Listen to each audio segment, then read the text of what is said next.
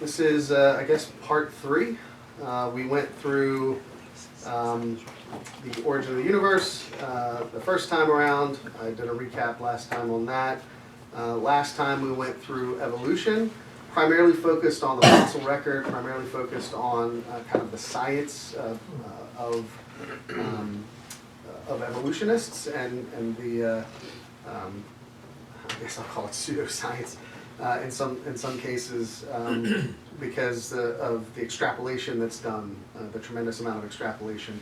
We went through specifically things like the human and chimp DNA comparisons that were done that claim to be 98%, but in fact, when you actually look at how the studies were done, it was excluding a tremendous amount of biological material, DNA material, when it did those comparisons.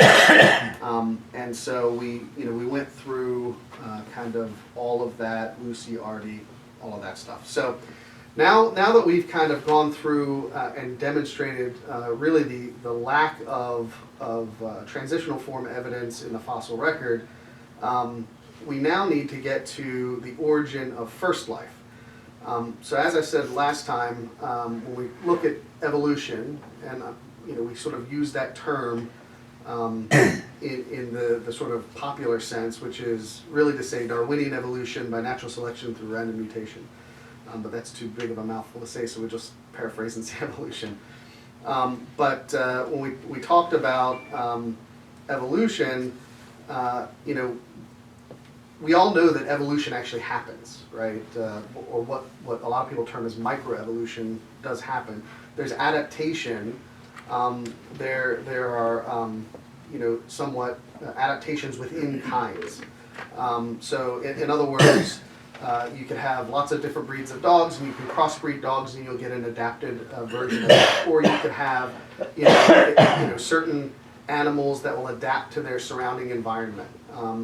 So an example that I heard in another video was if you put long-haired dogs and short-haired dogs in a very cold environment, and the long-haired dogs through natural selection would probably win out, and over time you would end up with long-haired dogs, primarily because the short-haired dogs would die off. And short-haired dogs may breed with long-haired dogs. You may end up with some sort of adapted form. But these types of sort of micro changes, and one of the sort of famous examples is what they call Darwin's finches, which are these finches, which are birds that live on the Galapagos Islands, and some of them have longer beaks, some of them have shorter beaks. Their beaks have essentially evolved over time, adapted to the food sources that they're currently consuming. But those are adaptations within a species. Those are not what Darwin's theory is meant to posit, which is that a species a new species can come out of an earlier, more simplistic species. So this evolution of kinds is something that has never been observed and has never been scientifically proven. So it is still a theory, and no transitional forms, as we discussed last time, have been found to demonstrate in the fossil record this concept of Darwin's tree, where you've got simpler forms evolving into more complex in different forms through these mutations. And we talked about the fact that evolution requires survival of the organism to propagate the adaptations and mutations downstream in later generations. So mutations that will result in the death of an organism would essentially make it so that that mutation didn't propagate, and only mutations that allowed for the survival of the organism would then survive on into future generations. And this is very important, especially when we want to talk about the origin of first life. Because Darwin's theory of evolution does not actually even attempt to sort of determine where the first life came from. It presupposes life existed already, and that these biological organisms were essentially mutating over time to create other forms or other organisms. We talked a bit about the Cambrian explosion. We talked about the fact that a whole series of organisms seem to show up in the fossil record with very distinct body plans, and there's no evidence of any prior forms in the lower strata where those fossils were found. So the origin of first life, this is what some people term as chemical evolution, and the Darwin's theory doesn't really try to go after this. Darwin kind of assumed that later scientists would figure some of this stuff out. So chemical evolution, which is essentially living organisms evolving from inorganic chemicals or non-living chemicals. So this is life springing from non-life. So evolution, relies on this trial and error mutation process, right? So a mutation happens, and that mutation either results in survival or death of the organism, and the surviving mutations propagate downstream. Again, if the organism dies, there's no way for it to propagate because there's no super brain that is that is over evolution, that is keeping track of which things worked and which things didn't. And Drew actually talked about some experiments, and there was actually a video later on that we're going to talk, that we're going to watch, which actually talks about some of those experiments in detail around essentially biologists trying to orchestrate this life coming from inorganic chemicals. This session is going to be a bit video heavy. Mainly because a number of the concepts that we're going to talk about are very difficult to conceptualize just through words, and it's much easier to watch these videos that are sort of showing renderings of things like the double helix, and unwinding DNA and cell division and so forth. So we're going to go through a bunch of that stuff. So in Darwin's day, they understood that the cell was a building block of living organisms, but what they didn't understand is sort of the internals of the actual cell. They knew that biological life was made up of cells, but they kind of thought in Darwin's day, which late 1800s, that a cell was just sort of like this gelatinous blob, right? They didn't really understand the sort of biological machines that are inside of a cell and the function. They certainly didn't understand DNA and the human genome or genomics in general. So they didn't really have kind of a concept of the sort of mini machines that were there. They also didn't understand that those mini machines had specific functions and very complex functions. There's the mitochondrion, which is the sort of energy plant of the cell. There's the ribosome, which makes proteins and links amino acids together. There's the nucleus, which is sort of it houses the gene, right? It houses the DNA. And there's an immense amount of information that's inside DNA. I think we talked about, when we were talking about the human chimp, there's 3 billion base pairs in the human, it's 3 point something, but 3 billion base pairs in the human DNA. So that's just, when you think about the size of the information that's in there, and each of those pieces of information actually dictate function within the cell itself. So just like humans can't survive without organs, the cell can't survive without these organelles. That's what they call them. They call them organelles, which are like the organs of the cell itself. And so evolution teaches that each organism evolves from a less complex to more complex organisms. So you would imagine that the cell itself would also evolve from less complex cells to more complex cells. And it's easy to think about when you already have life kind of going, but when you're thinking about just chemicals in some primordial soup, it's kind of difficult to understand how these inorganic chemicals would sort of arrange themselves into a living organism, because the cell itself is actually incredibly complicated and complex.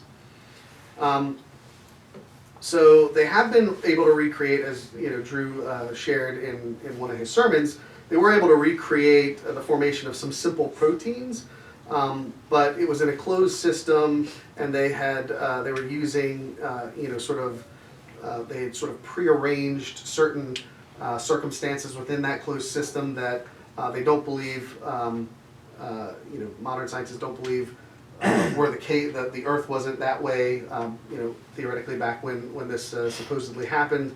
And so they really are a long ways off from recreating this because I just don't think it's possible to recreate. So the other thing is whenever you're dealing with some of these experiments, you're dealing with an intelligence, a mind, which is the biologists themselves, that are always monkeying with things to try and orchestrate them. So they're prearranging things in a certain order, which kind of refutes the whole sort of random chance argument in and of itself, right? Because they're sort of prearranging things to try and get the result that they want. So, and again, Darwinian evolution, we're going to talk a little bit about theistic evolution next time, but Darwinian evolution is a purely material process, meaning that there's no external, there's no external actor that is trying to orchestrate this. It is entirely material, natural processes. And so for life to begin in an undirected material process, you would have to imagine that there would be a tremendous amount of luck, right? And it's sort of the numbers are incomprehensible.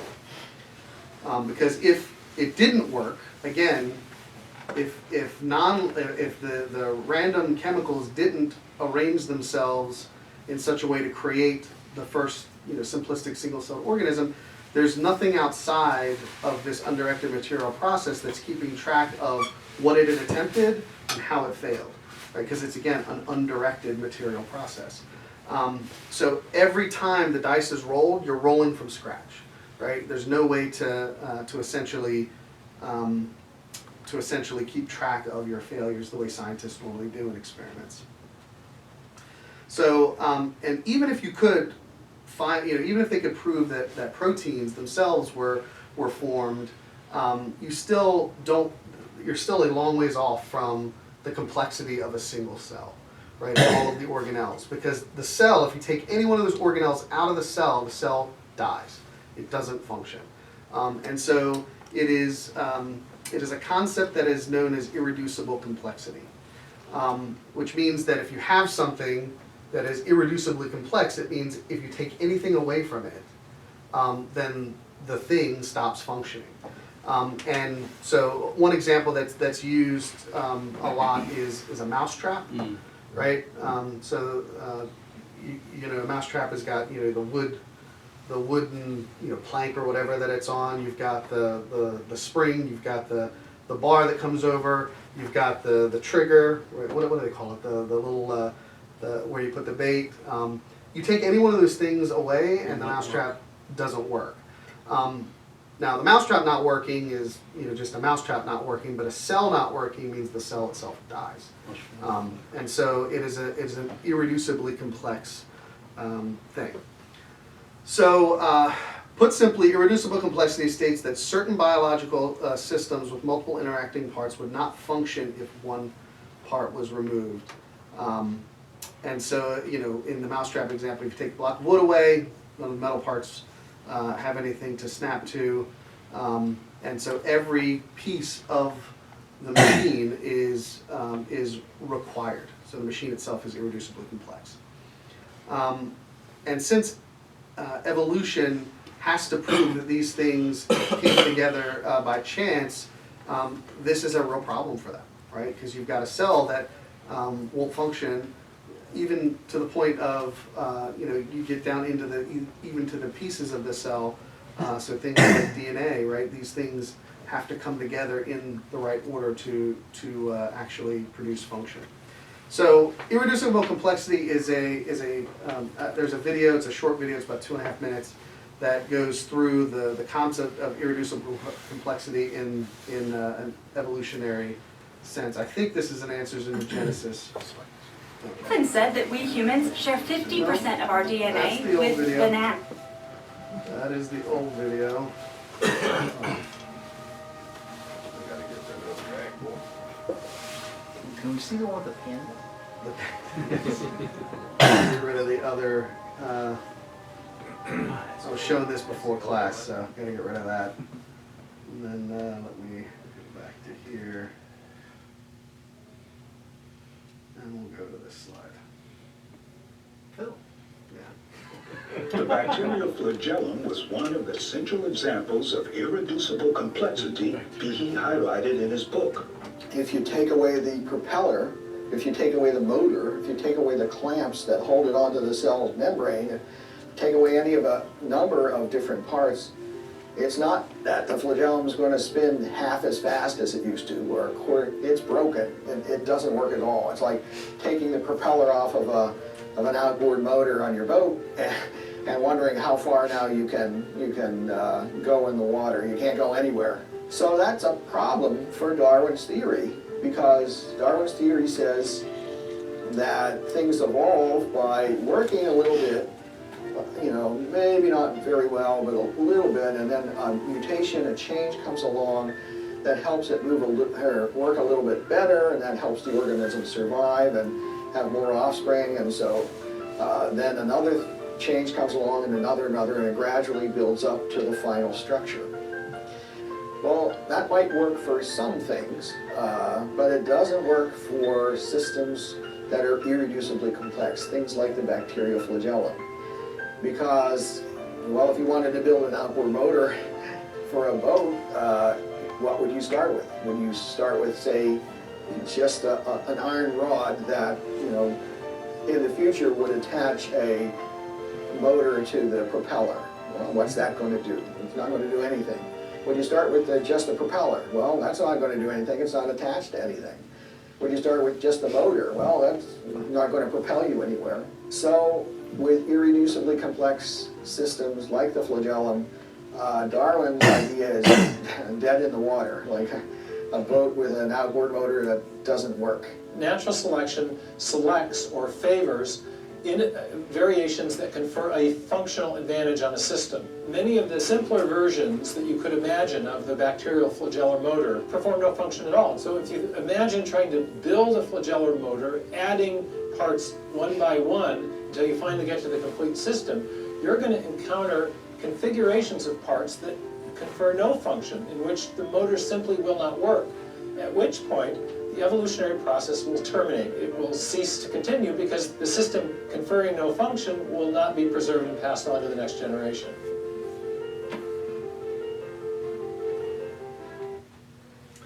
All right, so this was just a quick example of irreducible complexity. So it essentially, you know, in this example, you've got this motor, right, which is for bacteria, that has a bunch of interacting parts that actually, you know, propel the bacteria, allow it to move around. So without that, then the bacteria can't move around, the bacteria dies, right?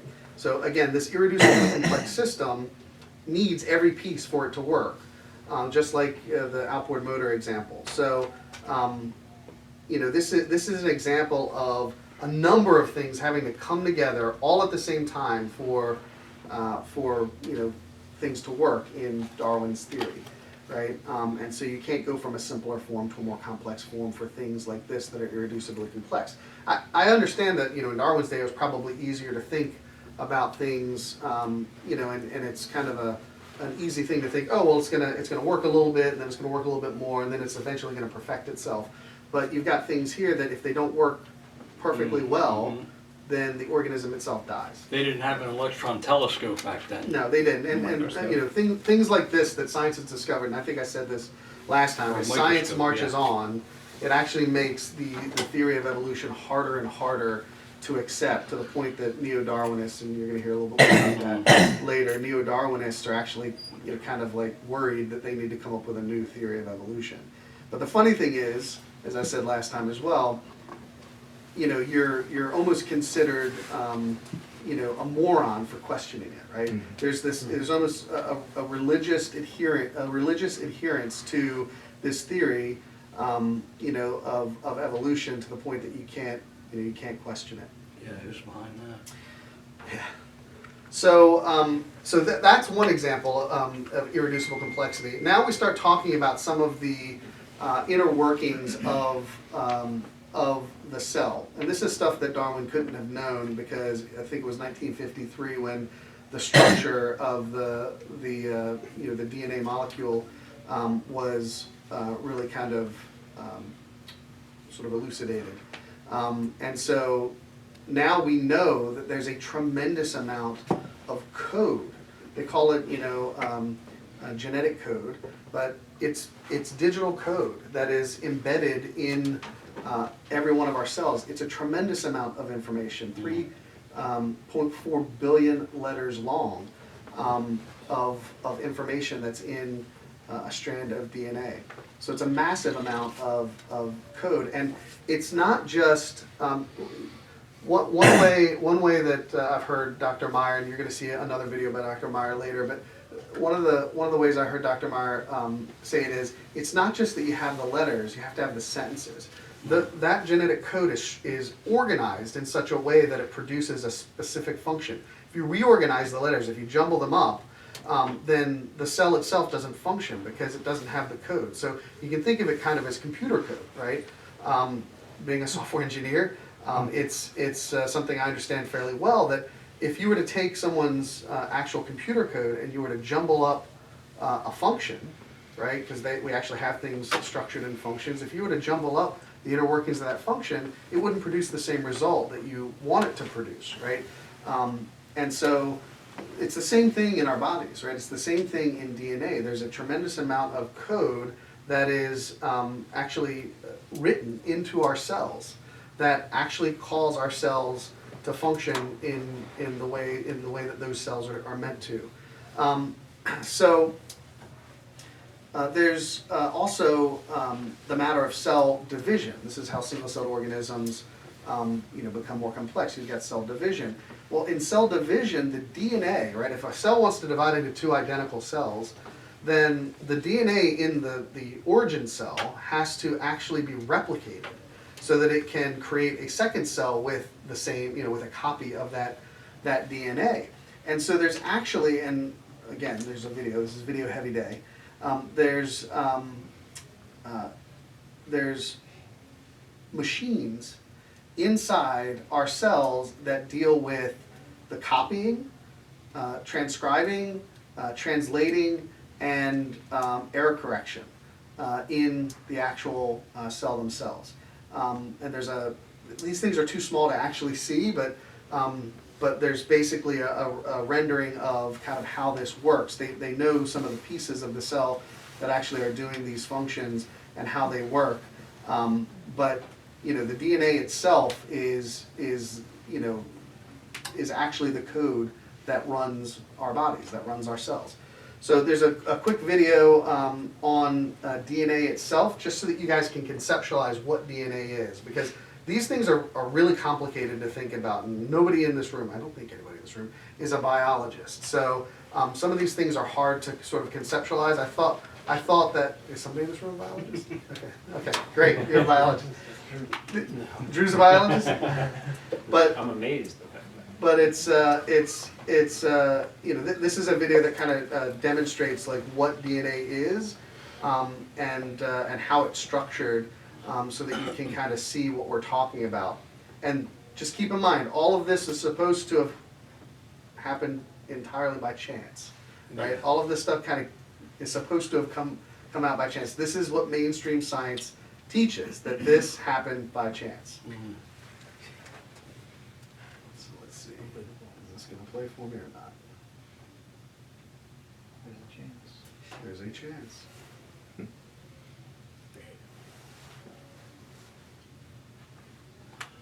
Ruh-roh. Ruh-roh. What is DNA? Every living thing has DNA, from plants to animals to bacteria, even to viruses which were once considered non-living. And most importantly, we humans have it. DNA stands for deoxyribonucleic acid, and although every living thing has DNA, its varied compositions differentiate you from others. The interesting fact is that humans' DNA is 99% the same. Therefore, it is only 1% of DNA that makes you unique. Does this mean twins don't have exactly the same DNA? No, they don't, unless they're monozygotic or identical twins. So now the questions arise. why every living thing has DNA. What is so important in it? And what does it do? DNA has a recipe for synthesizing proteins. DNA synthesizes RNA, or ribonucleic acid, by a process called transcription. It is further translated into proteins by a process termed as translation. The explanation of DNA conversion into RNA, and finally RNA into proteins, is called central dogma. DNA contains hereditary information that is passed on to you from your parents. If you and your father have the same colour of eyes, or your hair are as silky as your mother, it is because of DNA that you inherited from your parents. Even many diseases are passed on from generation to generation because of DNA. Where does DNA reside in your body? Your body is made up of billions and trillions of cells, and almost all cells have DNA in their nucleus. Can you tell us which cell may not contain DNA? Now let's talk about the structure of DNA. Think of DNA structure as a ladder whose rungs are made up of different bases and sides as sugar phosphate. Each composition of this nitrogenous base, pentose sugar and phosphate group, is called nucleotide. The nitrogenous bases are of 4 different types: adenine, guanine, cytosine, and thymine. Adenine will always bind with thymine, and cytosine with guanine. This type of bonding is hydrogen bonding. Phosphate and sugar are linked together to make backbone, and complementary bases are attached on it. Due to the bond angle of the sugar-phosphate molecules, the linkages will eventually form a double helix structure. There's a lot more to know about DNA, but that's all for now. Your head hurts. So, the reason I bring that up is, or the reason why I wanted to show that video is because, as you can see, there are 4 letters, right? So you can essentially break down DNA into a bit of code, right? Just like we have 26 letters in the alphabet, there's 4 letters and they're representative of those nucleotide bases. So ATGC, right? Now, it talked about how they bind together, but then you also have the arrangement of them within the double helix DNA structure. And they're arranged in a particular order so that it produces a specified function for that cell, right? I'm not a biologist, so I'm sure it's way more detailed than that, but just think about arranging letters in a sentence, right? The way you would in a book. Right? If you arrange letters in a random order, you get gibberish. But if you arrange letters in a particular order to convey meaning, then you have a word or a sentence. Similarly, in DNA, these bases are arranged in a particular order to produce a function, right? To actually convey meaning or produce a function to that cell. And so during cell division, this DNA has to get replicated so that you can create another cell. And it talked about the RNA and the process of transcribing, translating, and we're also going to talk a little bit about how that goes. And there's another cooler video, I think, that actually shows this cell division process and the kind of biological machines that are in our bodies that are actually, it just kind of talked about the process there, but when you see this next video, it's amazing. It's amazing, the machines that are in our body that are actually performing this cell division function. So here's the next video, which is describing that process. Keep in mind, all this happened by chance. Yeah.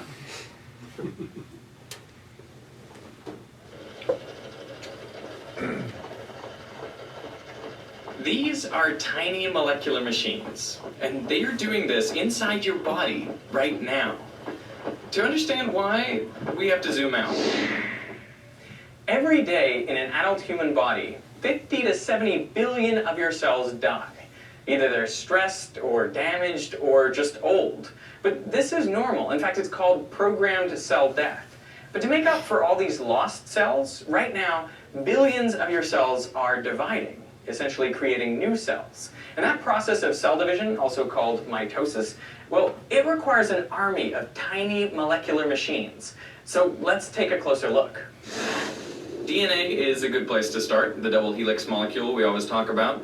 This is a scientifically accurate depiction of DNA created by Drew Barry at the Walter and Eliza Hall Institute of Medical Research. If you unwind the two strands, you can see that each has a sugar phosphate backbone connected to the sequence of nucleic acid base pairs, known by the letters A, T, G, and C. Now the strands run in opposite directions, which is important when you go to copy DNA. Copying DNA is one of the first steps in cell division. Here, the two strands of DNA are being unwound and separated by the tiny blue molecular machine called helicase. Helicase literally spins as fast as a jet engine. The strand of DNA on the right has its complementary strand assembled continuously, but the other strand is more complicated because it runs in the opposite direction. So it must be looped out with its complementary strand assembled in reverse, section by section. At the end of this process, you have two identical DNA molecules, each one a few centimeters long, but just a couple nanometers wide. So to prevent the DNA from becoming a tangled mess, it is wrapped around proteins called histones, forming a nucleosome. These nucleosomes are bundled together into a fiber known as chromatin, which is further looped and coiled to form a chromosome, one of the largest molecular structures in your body.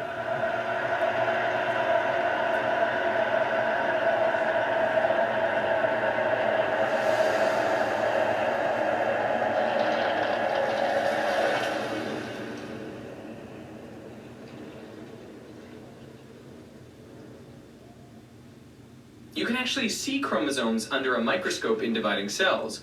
Only then do they take on their characteristic shape. Otherwise, the DNA is more strewn inside the nucleus.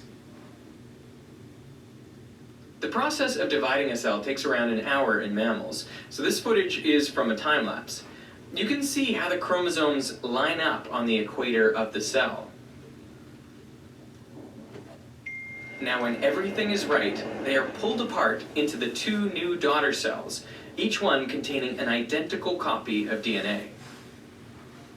Now, simple as this looks, the process is incredibly complicated and requires even more fascinating molecular machines to accomplish it.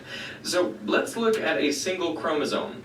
One chromosome consists of two sausage-shaped chromatids, containing the identical copies of DNA made earlier. Each chromatid is attached to microtubule fibers, which guide and help align them in the correct position. The microtubules are connected to the chromatid at the kinetochore, here colored red. The kinetochore consists of hundreds of different proteins working together to achieve multiple objectives. In fact, it's one of the most sophisticated molecular mechanisms inside your body. The kinetochore is central to the successful separation of the chromatids. It creates a dynamic connection between the chromosome and the microtubules. For a reason no one's yet been able to figure out, the microtubules are constantly being built at one end and deconstructed at the other. While the chromosome is still getting ready, the kinetochore sends out a chemical stop signal to the rest of the cell, shown here by the red molecules, basically saying this chromosome is not yet ready to divide.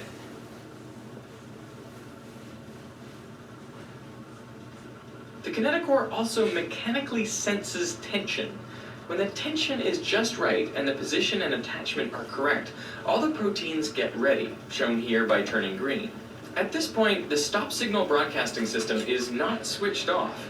Instead, it is literally carried away from the kinetochore down the microtubules by a dynein motor. That's the walking guy.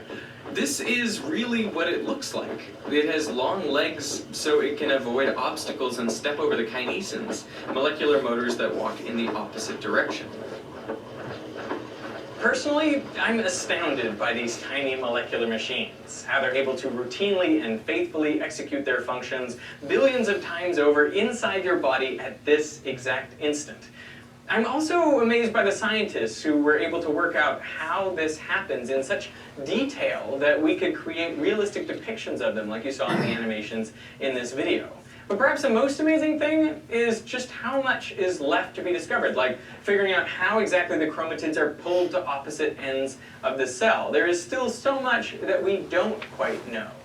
You know, what I find exciting is that in science fiction, for decades, we've been writing about tiny nanobots that will be injected into our bloodstreams that can heal us.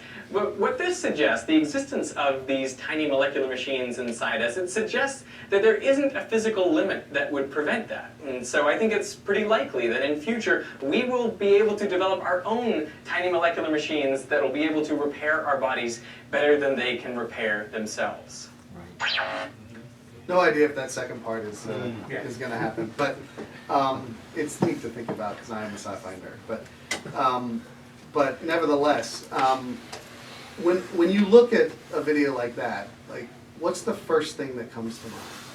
If they had an electron microscope back in Darwin's time, the theory would never have been devised. But when you look at something like that, does that give you the idea of random chance, or does that look more like an engineer built a machine? Intelligent design. Yeah, an engineer built a machine that had a specific function, and these machines are constantly running in your body day after day, year after year. And it's an engineer on the order of magnitudes more than the human brain. Because they still admit that they still don't understand how everything actually works, right? They're able to render the things that they observe today, but they're things that they observe that they still don't have an explanation for. So it just shows you that the level of engineering required, right, is at a scale, to your point, that is, far beyond what we can do today, given all of our technology, all of our know-how, all of our wisdom, all of our science, right? So I mean, that to me, when you see things like that, it just puts the theory of evolution in a totally different camp in my mind, right? Where I feel more like, people lecturing us, people who believe in God and believe that God created the world and created us and everything. People lecturing us, telling us that we're unscientific. Most people that believe it, by the way, don't go into anywhere near the detail that even we are in this class, and we're not going into near the detail that you could possibly go into. But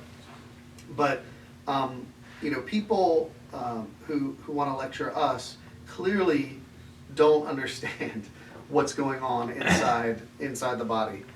Because, I mean, when you look at that kind of stuff, what is more plausible? That was engineered, or that happened on its own through random chance? And when you talk about irreducible complexity, going back to that concept again, any one of those things doesn't work. The machine that carries it across the strand, the transcribing, the unwinding of the DNA and assembling it back in reverse order, any one of those things is not working, that cell doesn't divide.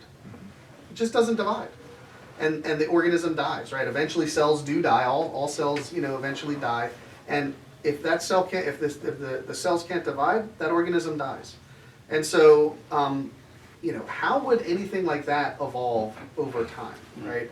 It's a difficult thing. I'm sure there are very smart evolutionary biologists that would sit here and laugh at me about this, but I mean, just look at what they've discovered, and if they're honest, they're doing the same thing Darwin is doing. We'll eventually figure it out. You're just talking about one small piece of a cell. Yes. This is just one little This piece. is just cell division. Yes. Yeah. This is not even the cell carrying out its function. This is just cell division. Yeah. You're 100% right. And when we talked about the immense amount of code, right, in the DNA itself, right, and all of the machines that are in there that are basically replicating that code, it's just staggering. It's staggering to me, the amount of complexity that's in just a single cell. It's amazing to me. So we're going to kind of cap off, I think, here. Let me just think. So yeah, so going back to the video that I just showed, there's science. There's the scientific method, which is the method of experimentation, right? Experimenting and observing the results of your experiments, right? Learning from those. And then there's sort of the idea behind science that not everything is repeatable, right? And so there's sort of going to the best explanation, right? So when you look at something like that, right, you think of an engineer, you think of an intelligence, a mind behind the creation of that. Just like if you were to look at a watch, I brought this up last time, you look at a watch, you don't assume that that watch came about by chance. Or you look at a house or a building, you don't assume that those things sort of just happened on their own. You assume there's an intelligence behind the creation of that thing. When you think of a car or any mechanical device, you would assume that there's an engineer, there's an intelligence, a mind behind the creation of that thing, and that's because that's what we observe in the material universe, right? Is that whenever you see something that is complex like that, you assume that there's a mind behind it. Dr. Meyer, Stephen Meyer, there's a lot of his videos linked in this. He's an intelligent design proponent. He is a Christian and a theist, and he wrote 3 good books that one is called Darwin's Doubt, one is called Signature in the Cell, which talks a lot about that, and then there's The Rise of the God Hypothesis, which in the first 2 books, he basically argues for intelligent design, but leaves out who the designer is on purpose, right? He's doing that to basically say, just based off scientific methods, this, the idea of an intelligent designer makes the most sense. And there's some folks that think space aliens are the designer, right? That they came through and seeded the planet or something. Yeah. But then when you add on what we talked about in the very first session, right, which is around sort of the low entropy conditions at the beginning of the universe, all of the constants that are in physics. And how finely tuned our universe is, you then have to go to a transcendent designer, right? You have to go to a mind, a designer that is outside of the physical universe, because a space alien lives inside this universe, couldn't have created this universe. So you have to move to a transcendent designer, which, if you look at like some of William Lane Craig's stuff, they talk about spaceless, timeless. And unbelievably powerful. So this is essentially a description of God, right? Being the actual intelligence behind the creation of all of this. So the amount of information that's encoded in DNA, the nanomachines, right? It just defies the possibility that this could strictly have been created from an undirected material process. And so Stephen Meyer is a good person who's been pushing on this. There's one last video that we're going to go, it's an hour-long video, but we're only going to go through 2 sections of the video. It's what they call the Sunday Special with Ben Shapiro, if you guys are Ben Shapiro fans, where he talks about 2 things. One is the idea of intelligent design and the problems with Darwinian evolution, and the other is one of the examples of them trying to refute that through something that they call the RNA world, which he's going to talk more about it and more intelligently about it than I could. And we'll cap off with that, and then any questions that you guys have, we can talk through. This will last, I don't know, maybe 10 minutes.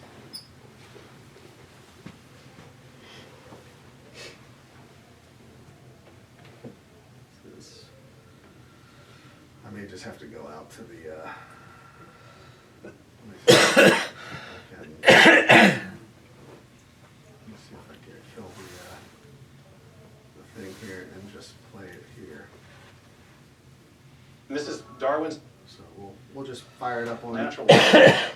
If you're investigating an origin question, or all right, so let's talk about the origin of life problem. The question being, how did organic life arise from non-organic material? There are some experiments that were done in the early 20th century in which, under certain conditions, it looked as though maybe organic material could be created from non-organic material, but there really, as you point out, has not been a great explanation of how non-organic material could create an information system like DNA. I was wondering if you could elucidate that. So yeah, the famous experiment in all biology textbooks is the Miller-Urey experiment of 1952 and 1953.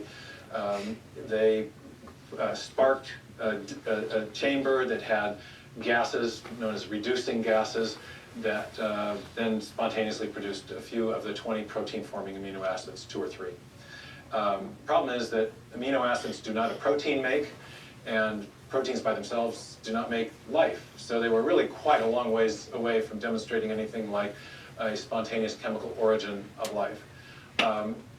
It's ironic that that experiment was performed in the same year as Watson and Crick's discovery of the structure of the DNA molecule and the subsequent elucidation of the information-bearing properties of the molecule. Because in what's called chemical evolutionary theory, by the 1960s and certainly by the early 1980s, the field reached a state of impasse precisely because the biologists and the biochemists realized that to build an actual living cell, you've got to have information-rich molecules. You can't just have the components, you can't just have the letters, you've got to have the synthesis.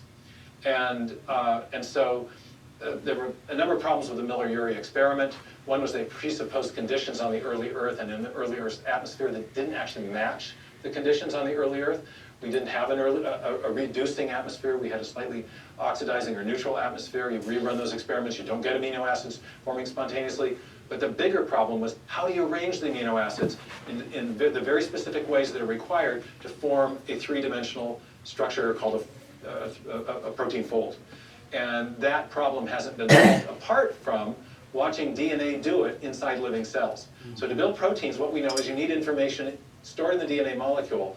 And so as the molecular biological revolution unfolded in 50s, 60s, 70s, the scientists working on the origin of life realized the problem was much harder than they realized, because they didn't just need to account for certain kinds of building blocks of life. They needed to account for the information that would organize the building blocks into DNA molecules, into protein molecules, and into the complex information processing systems that characterize even the simplest living cells. So one of the theories that has been posited to sort of solve this problem is the so-called RNA world thesis. Can you talk about what exactly that is? So one of the reasons the origin of life problem is so hard for evolutionary biologists is you can't invoke natural selection reasonably. Because natural selection only depends on self-replication, differential survival of lots of offspring, okay? But that only happens, differential organisms only divide and reproduce on the basis of things that are happening at a molecular level that involve information-rich DNA and proteins. So if you're trying to explain the origin of information-rich DNA and proteins, you can't invoke prebiotic natural selection. It's a contradiction in terms, as one of the great evolutionary biologists, Dobzhansky, said. So that made the origin of life problem even harder than the problems we've been talking about previously as far as explaining the origin of the information for new forms of life. But one theory that attempted to get around that is called the RNA world, and it was based on the observation that some RNA molecules can perform two functions at once. They can perform the function of information storage, like DNA, but they can also catalyze certain reactions, like proteins. Proteins catalyze at much faster rates than would otherwise occur really crucial biochemical reactions that are crucial to metabolism.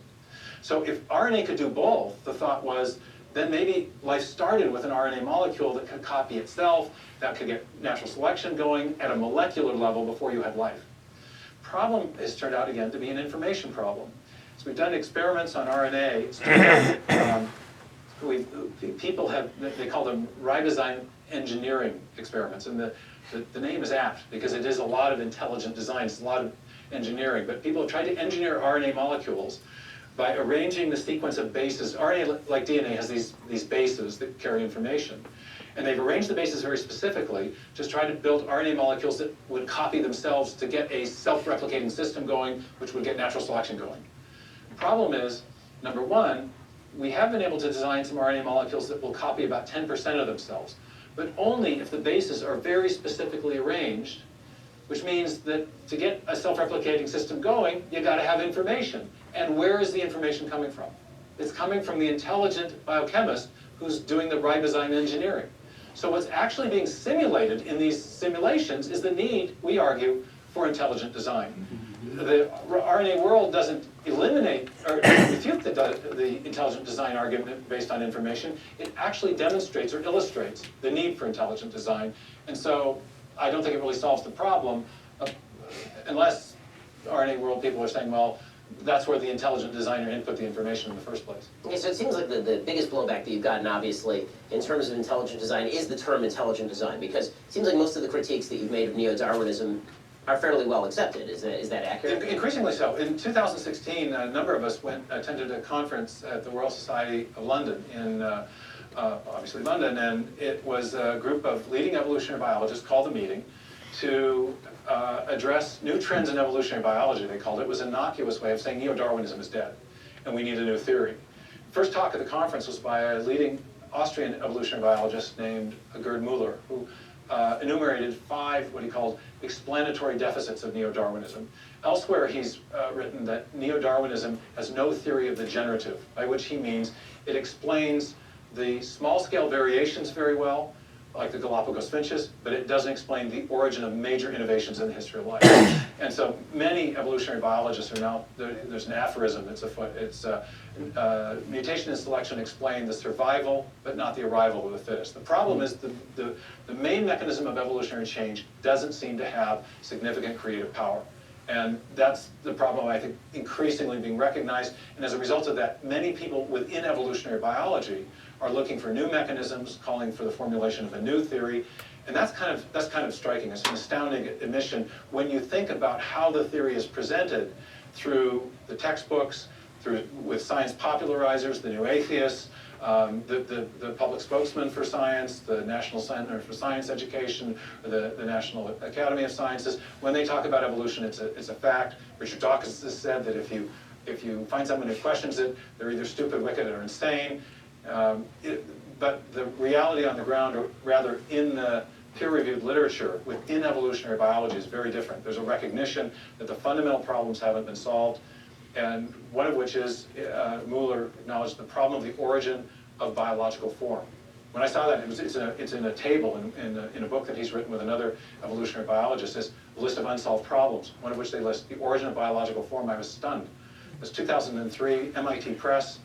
That was the very problem that Darwin was supposed to have solved in 1859, and it's now an open question. Well, with that said, it seems like for So that's the section that I wanted, which really talks about the origin of first life. This, if you want to watch the whole video, it's linked in the references.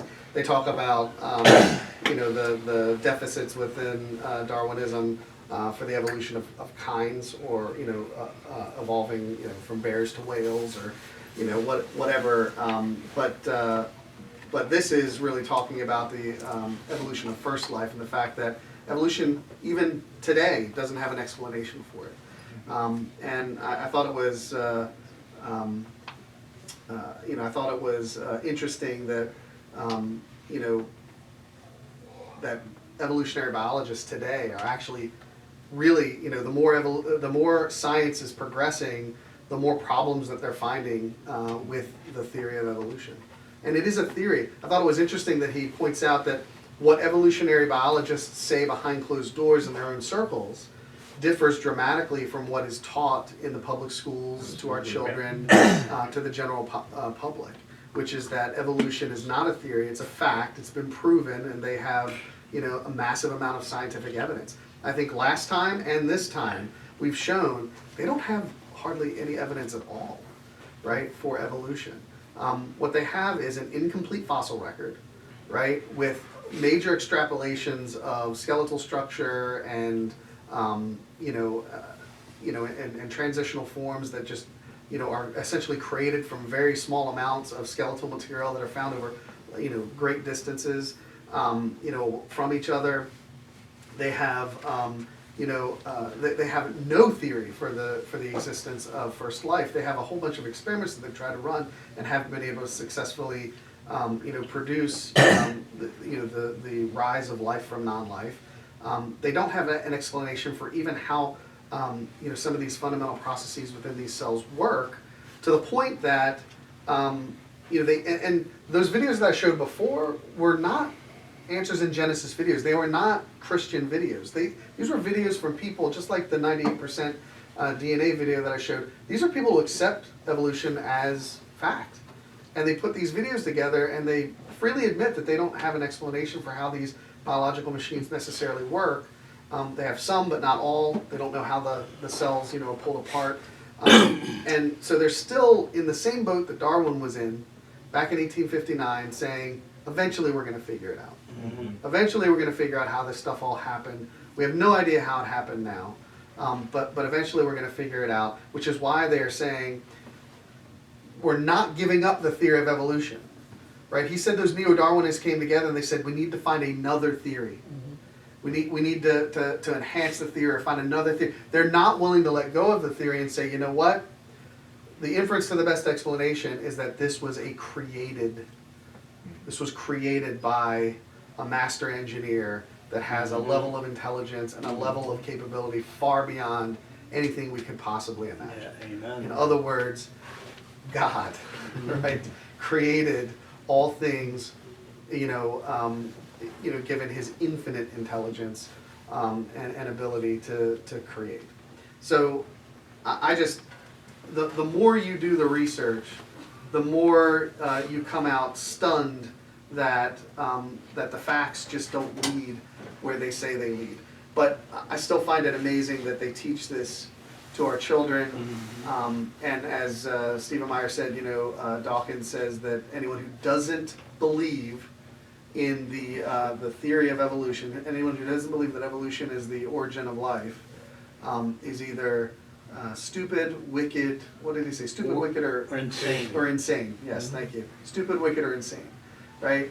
And they're happy to castigate all of us who are just looking at the evidence and saying, there's engineering behind this. They're happy to call us stupid, Bible-thumping morons. Bible-thumping wingnuts. Yep.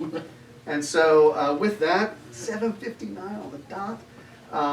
What time? 7:59? 7:59, yeah. So wondering if anybody has any comments or questions. Well, I can give an anecdotal response to all that because I'm a living proof of it, what happened. Because, many of you know that I went through my whole cancer treatment, and the way they resolved the problem was they put me on gene therapy. And the only way they can make it work was to do punch biopsies throughout my body and and they said it just like that. We're taking the script from your DNA and we're going to have a counter script that's going to stop the production of what's going to happen there. And it says, and I went, how are you going to do that? So we know the how, we don't know the why. And they were very... And Stephen Meyer even said that he said, they don't know how this works other than to watch it work in the cells. That's exactly. Other than to observe it actually functioning. Yeah. Exactly. And so, and so I had to kind of teach me really quick about what the process was going to be, but it was basically done, the formula that was particular to my DNA makeup was being made, and what the counter piece was going to be to fight the cancer cell directly. And so these things that came into my body were seekers to stop the production, because basically cancer is an overproduction of a cell. It goes too fast. So how do you slow it down and doing all that? So, and I don't want to give the impression that science is evil, right? I actually don't think that science and religion are necessarily incompatible. I think some science, right, or again, I use the term pseudoscience, right? That I don't want to give, we're not crazy people that think you can't take medicine or something, right? And let's not talk about COVID or anything around that right now. But the problem is that science in America, and some more than other, evolution certainly, has become a religion of its own, right? Where they're taking it on faith that this is actually how life began and how creatures evolved on this planet, and the whole reason for it is to elevate man to godhood and cut God out of the equation. It's no coincidence that the neo-Darwinists are the ones that are neo-Darwinists, the new atheists rather, are the ones being quoted as saying that if you don't take evolution on face value, then you're wicked, stupid, or insane. Right? It's because to say that there's an intelligence, that there's a mind, that there's a God behind the creation of life, and the creation of the universe rocks them to their core. And so they have to hold on white knuckled to this theory, right?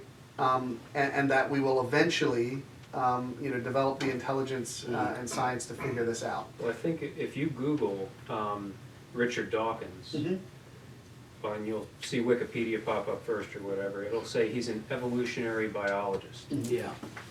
How can you be someone who's seeking the truth, not knowing what the truth is, but doing it through the scientific method, as you said, but pre-assuming that Yes. evolution is the way I want it to go? Well, and physicists and astronomers, the same thing, right? Evolutionary biologists, on the topic that we're talking about in our first session, scientists presuppose that everything is done through naturalistic process, right? That it's undirected, it's all naturalistic processes. So when you talk about fine-tuning the universe and the creation of of stars and galaxies and all of the constants and math that is behind all of that. We talked about the formula for gravity, the gravitational constant, the cosmological constant, and the weak force and the strong force, and all of these things. They have to presuppose that supernatural means are out of bounds, that everything has to be explained within the natural universe. So a transcendent creator, they already presuppose that is impossible. Sure. Right? Rather than allowing the data and the science to allow them to infer to the best explanation. Right? Even if they say we're not, they're not even willing to say we're not sure. It's possible, but we're just not sure if we're going to find something that explains this. They're not even willing to be that intellectually honest. They have to presuppose that supernatural means are impossible, and therefore they have to continue to search for a naturalistic explanation. And that's relevant to biology as well, right? To the origin of first life, and to we today, right, have thousands and thousands of years of history, and we know that if you breed two dogs, you get a dog, and if you try and crossbreed a dog with a bird, you don't get anything, right? I mean, even if you could figure it out, there are. I don't think a dog would make it with a bird. Right, but you'll never be able to breed a dog with wings, right? You'll never be able to breed a dog with wings, right? And so we know that this evolution of kinds has never been observed, and there's no evidence for it, right? And then when you actually get down into at the molecular level, it just gets even more apparent that there is in fact a creator. So, yes, Rob. It's amazing. That all being said, if you go back to the very beginning, okay, and if you do this, you become like God. And that's the foundation of everything right now. It's a great point. Man wants to be God. We'll be our own God. We don't need you. And it goes back to the foundation of Genesis right back there. Yeah. And what Satan's trying to do. And I think that's the really important thing. We're not wrestling against flesh and blood. Right. And that's the important thing for us to remember as believers, to follow and know who the real God is here. And it's not Rod Chandler. No. I can't accomplish anything. Is it? I thought for sure you Oh, would. well, most people do. But really seriously, that when you think about that from a theological basis, that's our fight. It isn't against this. It's against the fact that we're fighting against Satan, who's going to convince his people. Yes. Your father's a liar, the father of lies. If you want to believe that, you can have all the intelligence you want, but God is still God. And what was it that one time all the scientists got together, the greatest scientists ever lived, all got together and said, we can make a man, we'll prove it. And they started getting the dirt and putting it together. And God said, oh, no, go get your own dirt. Get your own dirt. Get your own dirt. But, That's a good one. Hey, Rod, or Matt, Yes. a book by Henry Morris that people have to read is The Biblical Basis for Modern Science. The biblical basis for he shows how those that build the foundation of modern science were all Bible-believing Christians. Yeah. Like Johannes Kepler, Isaac Newton, so many others. Yeah. And so science wasn't always separate from religion. So it didn't used to be the case that you had to accept purely naturalistic processes. Yeah. Newton wrote more on theology than Yeah. he did on science. Yes, and Bible prophecy too. Yeah, and if you watch some of the videos linked in this, which I'll send it out after next time, but if you watch some of the videos, Stephen Meyer actually testified before Congress where he talked about Isaac Newton in detail and some of his presuppositions around gravity and the need for God for any of this stuff to. Modern science is built on the backs of these giant, Right. these giant intellects who all believed God existed and God created the universe. Mm-hmm. So next time there's going to be no videos. Next time there's going to be a whole bunch of slides, and we're going to talk about. We're going to dig more into the creation story, so Genesis 1 and 2. So we're actually going to read Genesis 1 and 2, and we're going to go through the 6 days of creation and talk about 3 different interpretations, or four-ish, like 3.5 different interpretations of Genesis 1 and 2. I'm going to give a huge disclaimer at the beginning of that session around what doctrinal issues, depending on the different view that you take, what the doctrinal issues are with those views. Some believe in historical Adam, some don't believe in historical Adam, and what does that mean, and things like that. So we're actually going to go through that next time. The 3.5 views are going to be young Earth creationism, which is probably the most popular view, old Earth creationism, and then we're going to go through 2 variants of theistic evolution. One is a purely naturalistic version of theistic evolution, and one is sort of a hybrid version of theistic evolution that actually posits a historical Adam amongst theistic evolutionary processes. So we'll talk about that next time, and that'll wrap up the whole origins and evolution. Yes? Next time is in 2 weeks. Right? Next time is in 2 weeks, Yeah, yes, right. that's a good point. Congregational We do have a meetings. congregational meeting next Monday, or this coming Monday, and we will meet here for this final origins and evolution talk, and we'll take it from there. All right, which one of you close us out in prayer? Heavenly Father, we thank you so much, Lord God, for Matt and for teaching us tonight, Lord God. And we know that you are the creator of the universe, Lord God. We honor you, we worship you, and we love you, Lord Jesus. And we cannot wait until you come back to rule and reign and remove all this nonsense, this evil that so many people have swallowed. Lord God, for those under a sentence of judicial blindness, we pray for their sake that you open their eyes, Lord God, and bring many to salvation in Jesus Christ. And Lord, as we leave here tonight, I pray that you give each one of us journey mercies home. Keep us safe on the road, Lord God, and take us safely back to our homes. We give you all the praise and glory and thanks in Jesus' precious name. Amen.